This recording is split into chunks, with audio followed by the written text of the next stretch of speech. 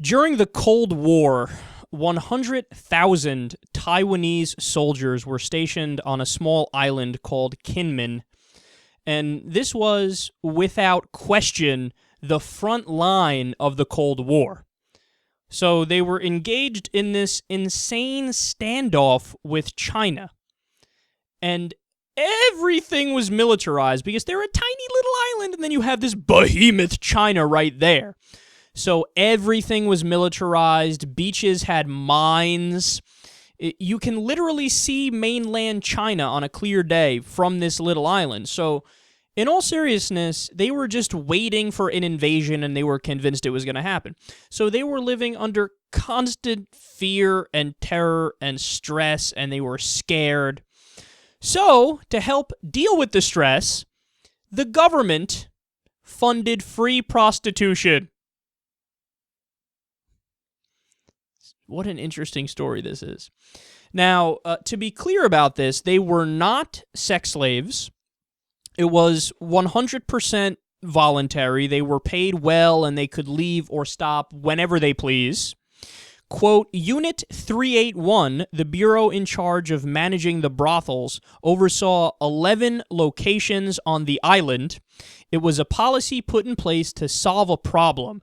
Pent-up stress from living under threat of swift death was affecting discipline and military efficiency. There were incidents of soldiers raping local girls, and regular visits to the whorehouse was ostensibly a way of alleviating such issues. So they go on to explain that once they put this in place, there were no more rapes. Again, it's an amazing story, man. Now, I think it was in 1990 that a popular movement ended up shutting these things down. So here's the issue.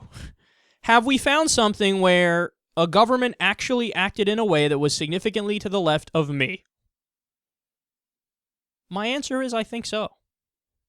Now, don't get me wrong. I'm 100% in favor of prostitution being legalized. You got to legalize it, tax it, regulate it, make sure that the women and men are paid well and they have benefits and all this stuff, right?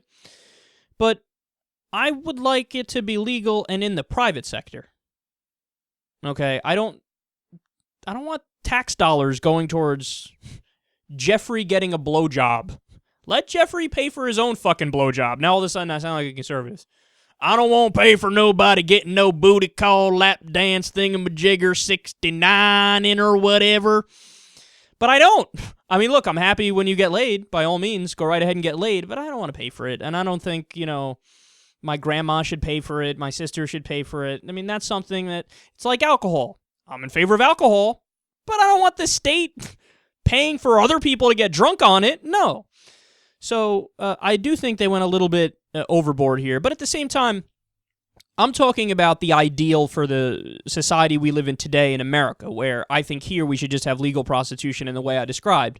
Private sector, legalize it, tax it, regulate it. But in terms of, historically speaking, what they describe, the situation being on this little island, I can see why they did it. You know what I mean? Because given the stress and the Cold War and this and that, you gotta fucking relax a little bit, right? You gotta do what you gotta do.